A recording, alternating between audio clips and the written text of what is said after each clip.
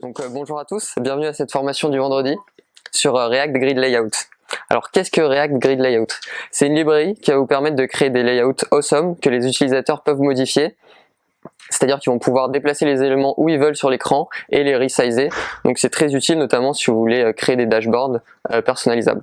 Et c'est ce qu'on a fait sur Scalarisk. Alors les objectifs de cette formation, c'est de découvrir la librairie Layout, d'avoir une idée de ce qui est possible de faire avec, et quand vous allez avoir un client ou un PO qui va arriver et qui va faire alors moi je veux un dashboard super stylé dans lequel les utilisateurs peuvent faire ce qu'ils veulent, ils déplacent les trucs et tout, au lieu d'avoir peur, vous allez dire ah mais bien sûr, on va utiliser React Grid Layout. Alors c'est une librairie qui a 9357 stars, c'est pas mal. Il y a pas mal de forks aussi et beaucoup de mainteneurs, il y en a 50, enfin en tout cas de contributeurs déclarés, pas mal d'issues, 320, mais c'est actif puisque le dernier commit c'était il y a 4 jours. Donc c'est une librairie qui est maintenue et qui a l'air assez cool et qui donne des très bons résultats. J'ai mis une analyse de bundle phobia avant de l'utiliser parce que c'est toujours intéressant de savoir quand on utilise une librairie en fait ce que ça coûte en termes de size dans le bundle et de temps de téléchargement. Et on voit que c'est 1 seconde 6. Donc à titre de comparaison en 3G, à titre de comparaison, Moment.js, qui est une librairie qui est connue pour avoir un gros temps de download, c'est 1,20 secondes. Donc on est presque au niveau de Moment.js, sauf que cette librairie a fait des trucs, contrairement à Moment.js qui juste transforme des dates. C'est très sympa pour Moment.js. D'ailleurs, il y a Day.js qui fait la même chose que Moment, mais en beaucoup plus léger. C'est passé quoi là pour la mineur 6 là, parce qu'ils ont genre triplé leur taille de... Ici Ils ont rajouté Moment justement. Je sais pas. Peut-être qu'ils ont ajouté des options comme les responsive, parce qu'on va voir qu'il y a plusieurs types de grids. Donc il y en a des responsive, des non responsive. Alors, je vous ai préparé un petit gif de ce que peut faire la librairie. Donc là, vous voyez qu'on a des éléments que l'utilisateur il les déplace comme il veut, que tous les éléments se déplacent pour lui laisser la place et qu'il peut resize comme il veut. Donc c'est vraiment cool et on peut imaginer qu'à l'intérieur des carrés, il y ait des dashboards ou des images ou que sais-je, ce que vous voulez en fait. Ça va se resizer aussi. Et tout ça, ça a été fait avec simplement ces 10 lignes de code qui sont ici. En fait, ce qui est super cool avec la grid layout, c'est qu'une fois que vous l'avez importé, vous pouvez mettre au milieu juste des divs. Et si vous précisez pas de layout, eh ben, la librairie va en construire un pour vous. C'est-à-dire que vous allez pouvoir jouer avec les divs de cette manière-là, sans spécifier de layout. En fait, vous pouvez juste mettre le code qui est en bas, ici, et ça va faire ce que vous voyez là. Le layout, vous pouvez le préciser si vous voulez donner des informations supplémentaires comme static true ou des bornes de minimum de width ou maximum de width, si vous voulez que l'utilisateur il puisse pas agrandir trop un objet ou le diminuer trop. Ça veut dire quoi statique? Statique, ça veut dire qu'on peut pas déplacer l'élément. Donc en fait là ils sont tous, on peut tous les drag and drop et les resize, mais on pourrait imaginer qu'il y ait le bloc 2 où on n'est pas le droit de le faire. Et donc en mettant static true, c'est ce qui va se passer. Hop. Ça bloque à la fois le resize et le déplacement? Oui, mais on peut aussi les contrôler individuellement, le resize et le drag and drop. Il y a vraiment beaucoup d'options, je vous invite à aller regarder la librairie si vous avez le temps ou si vous avez un use case.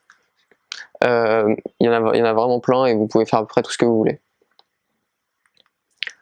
Et là, une question que le PO va dire, enfin en fait il va pas la dire parce qu'il va pas y penser, mais en fait ce qu'il va s'attendre c'est que il va s'attendre à ce que quand vous déplaciez les éléments et que l'utilisateur revienne sur la page, il soit dans la même position qu'avant.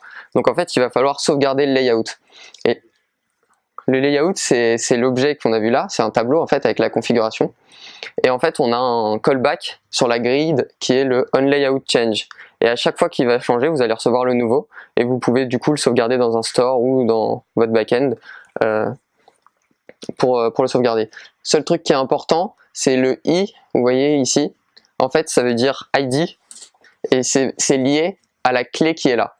Donc c'est un truc qui est pas très explicite, mais dans le layout, celui qui a le i a, en fait ce sera le layout de l'élément qui a la clé a.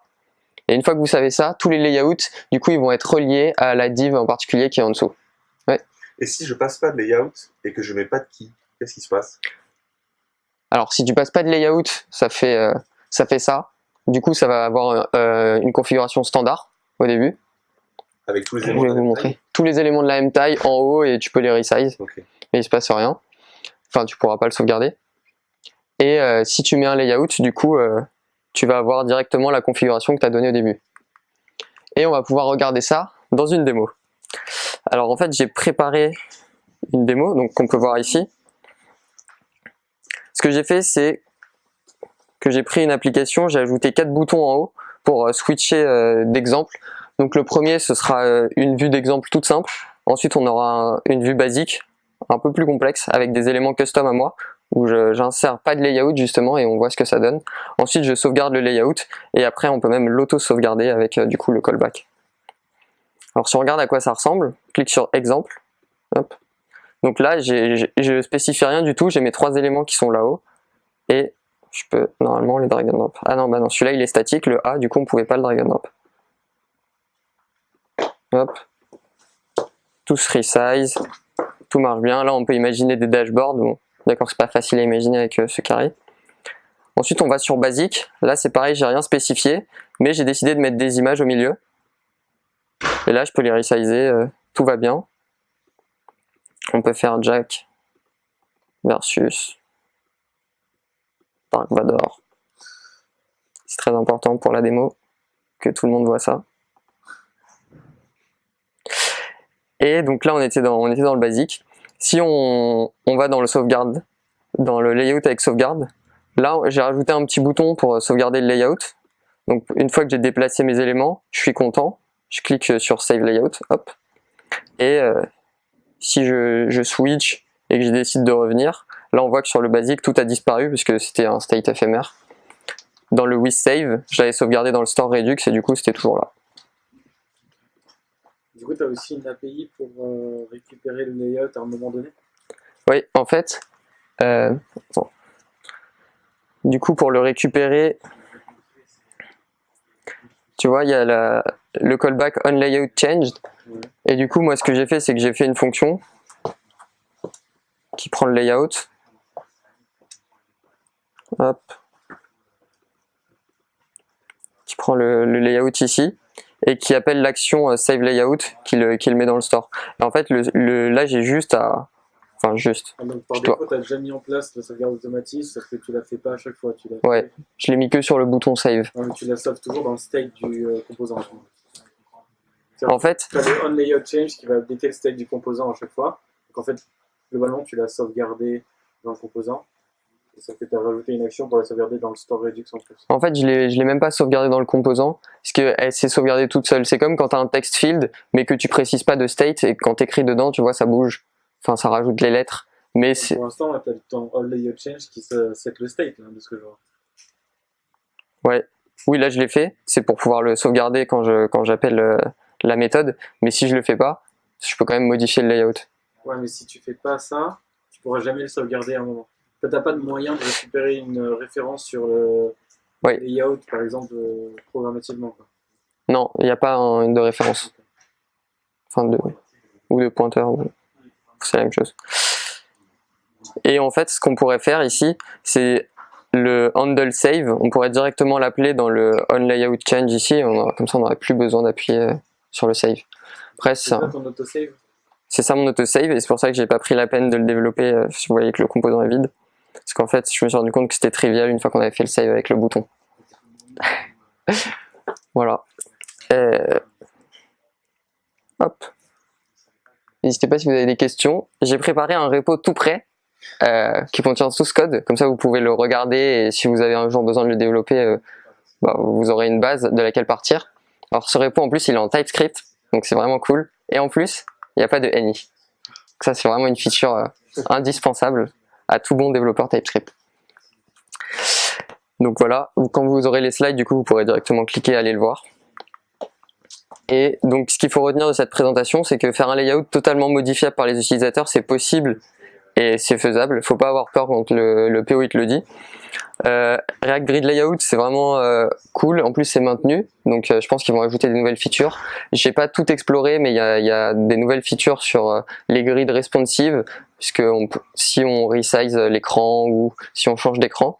il y a des edge cases qu'il faut prendre en compte. C'est si l'utilisateur il sauvegarde un layout, puis qu'après il retourne sur l'application mais avec un écran différent qui est plus petit.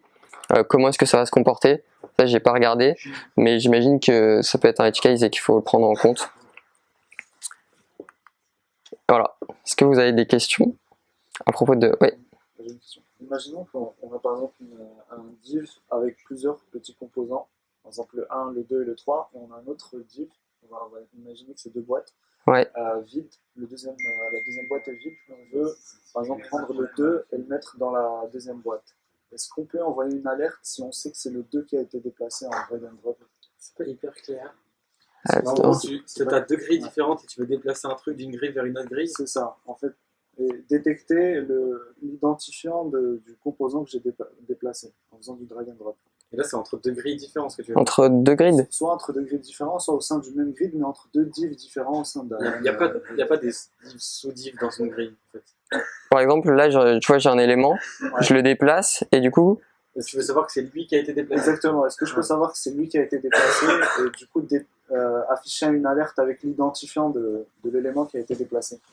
Alors, je sais pas si tu peux le faire out of the box, mais comme tu as le nouveau layout à chaque fois, en fait, tu peux recalculer, voir ceux qui ont bougé.